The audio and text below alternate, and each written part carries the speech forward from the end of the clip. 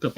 Hello, everybody. Welcome back to the United Way for your latest Manchester United news. I wasn't planning on going live today, but Manchester United just don't fail again to what's the word I'm looking for, or the sentence I'm looking for to get me on another live stream. Which let's talk about Super League set to return. Hopefully not, but we'll talk about that. And Qatar to make a bid for United. So again, lots to talk about as always with Manchester United. But yeah, I mean, listen. Obviously, I suppose we'll just jump into it. But before we do, like, comment, hit that can't talk. Hit that subscribe button. Much appreciated as always. But yeah, I mean, Manchester United. Where do we go with this? We'll throw it up on the screen. Like we did the other night. Man United don't fail to make us busy, as I said. So let's hope that the news that I'll read out to you now in a minute, will it happen? Do people want Qatar owners to come in, or you want United to stay away from them? Would you like Ratcliffe to come in? Do you think Ratcliffe will come in? Is Ratcliffe kind of, is your heart set on Ratcliffe, or is your heart set on Qatari owners? Let us know. Let us know if you can also see that news. I'll zoom in. Like, I can see it fine, but it's not me. People can seem to see it. So here, I'll make sure people can see it. Right, Bill, we're laughing. Right, so let's read this. Let's read number one. That came out literally 20 minutes ago or so. Private investors linked to the Qatar royal family are considering making a bid to buy Manchester United next week. Again, they are considering, but then the more you read, the more you see what I mean. So that's the first bit of news, basically. I mean, there might be no doing something earlier on when Jim Ratcliffe isn't going to buy the club next minute. Oh, wait, hold on a sec, he has these and that. You know what I mean? Jim Ratcliffe, one minute it was like Jim Ratcliffe, he's coming to Man United. He's hiring people to help him get the bid done. And then one minute it's like, no, he's not. Because something else came up. So you just don't know. Jenks in the chat says, stay away, no blood money for my club. I mean, a lot of people would have different opinions. A lot of people would say, well, we have a history. We have more than most City have history. So, and everyone else seems to be going for, Qatari owners, Saudi Arabian owners, the boy owners. So people are just going, we might as well go alongside because Liverpool are going to, if they get the chance to get owners, like, if we do get these kind of owners, they'll take it in. Happy days. The Rain Group has asked for bids to be submitted by the end of next week, and although the Qatari investors are interested, they will not overpay for the club. I mean, how much is the club? Like 4, 5, 6 billion, I think it is. It was 8 billion, but I checked it the night when I was live, and it said like 3, 4, 5, 6 billion, somewhere around that. Anyways, not arse going back to check. Which I think the Glazers, like, they kind of had a deadline set for this. I think it was middle of February. That was the deadline they had.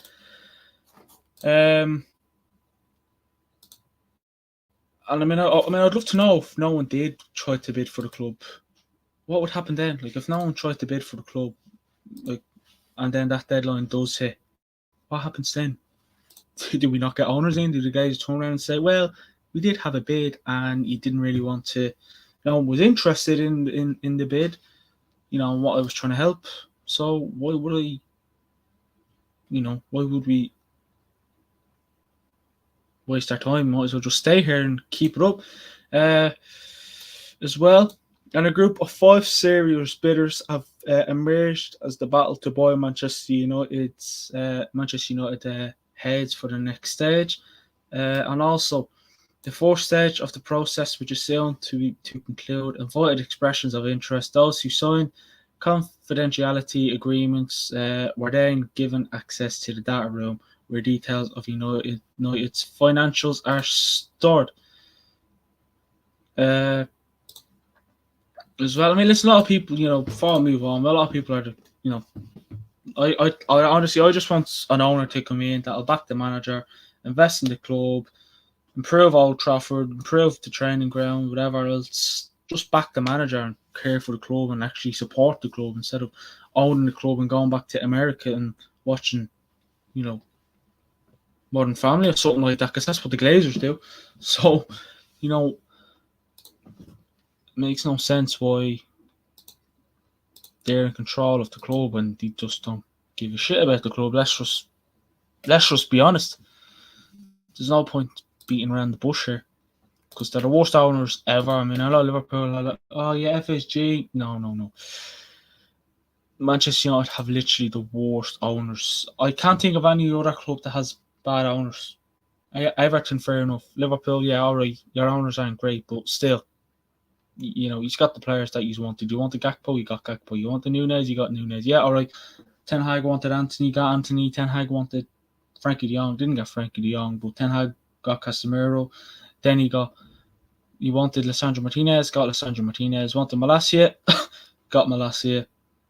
Wanted Wakehorse, got Wakehorse. Wanted Butland, got Butland. Wanted Sabitzer, got Sabitzer. But still, I'm still not going to turn around and say, oh, well, you know, they did give us the players that Ten Hag wanted. Oh yeah, all of a sudden because he's a new manager, because it was his first time in charge. So they're hardly going to be turning around and say, oh, we're not going to give you this. You know what I mean? Like, I mean, if we had the Glazers, well, hopefully they're gone in the summer. Say if we had the Glazers this summer, they'd probably give Ten Hag like 100 million to spend, and that'd be it. 100 million when we need, especially last night, we need another midfielder or two. Another defender would be nice. A striker is probably the number one priority for Man United.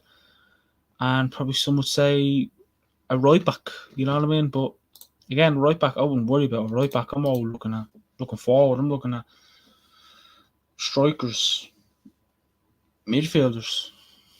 That'd be me because we're lacking up there. But then, you know, the Glazers aren't getting away with this by all means anyway. So again, why should we not accept this deal? If you know what I mean? Because think of it, if the Qatar seem to be more interested, more eager to get the club, yeah, Ratcliffe wants to get it, Boyce as well, but he doesn't seem to be as eager. And he is a Manchester United fan as well, which is good. He doesn't seem to be as eager. So no one else seems. Yeah, no one else seems to be interested in buying us, in buying Man United at the moment. So why would we mess around? You know what I mean? Might as well just jump into this and see what happens. So.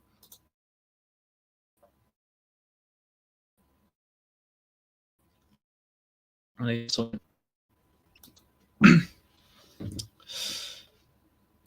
as well. So hold on. See if there's any more news we can get here before I move on. Down. Manchester United. That's about the Super League. I want to talk about that because again, if that Super League comes back, shoot me.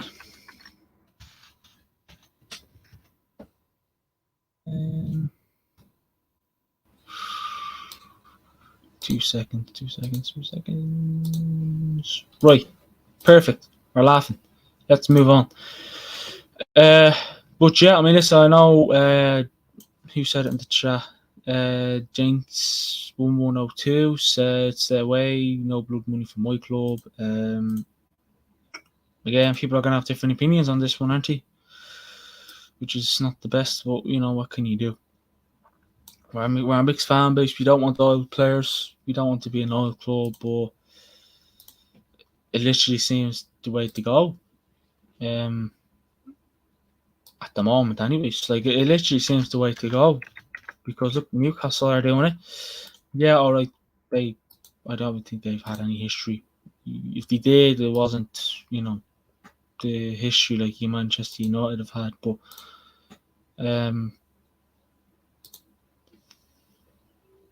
it's just still kind of, it's still one of those kind of situation with the club where people don't know what to think.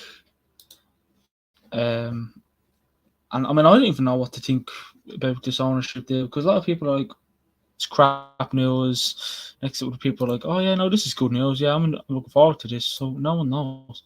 But it is understood. It is understood that multiple parties from Saudi Arabia, which do not include the owners of Newcastle United, have been given such access. Whether they will go on to make a formal offer is unclear.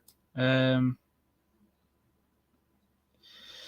so the Qataris, who are separate from the QSI group, which owns Paris Saint-Germain, are confident that theirs will be the strongest bid. I mean, you'd expect their bid to be the strongest one out there. Like, let's be real here, because again, they have more money. They're rich. Like, they're not going to be short. They can, if they do buy the club, they cannot turn around in 2 years and say, "Listen, unfortunately, we don't have enough money left. Get away from me."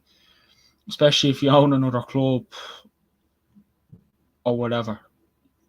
So I don't want any of that. I don't want to hear any of that from anyone. Because you've heard it from the Glazers that were poor. Yeah, really. You're a fucking millionaire. Like, how can you be poor?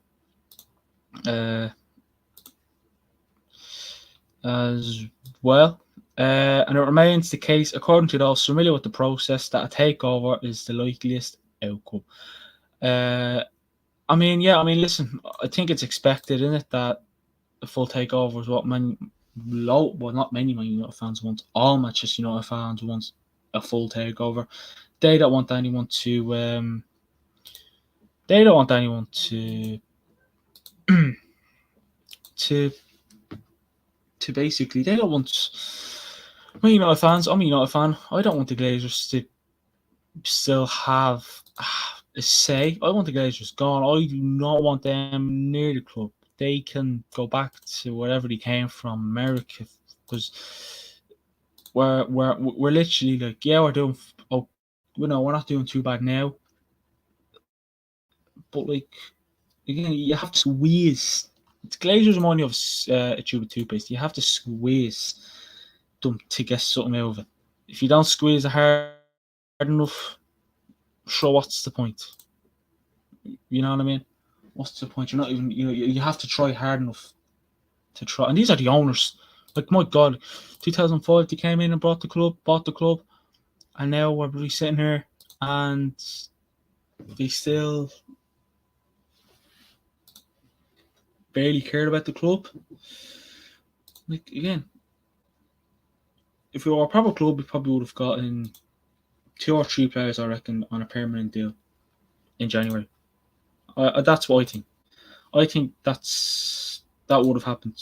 I think that actually would have happened, because I honestly don't think that, if you had Saudi Arabian owners in then, we would have, we would have, I reckon, got,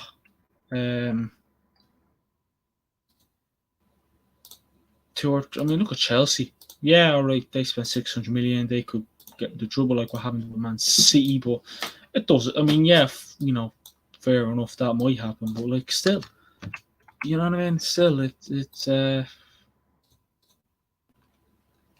just kind of one of those things with Manchester United, as well. I mean, I know it's not really an important show, this one. Let's be real here. I think the one on Monday was more important, or not Monday, Tuesday night.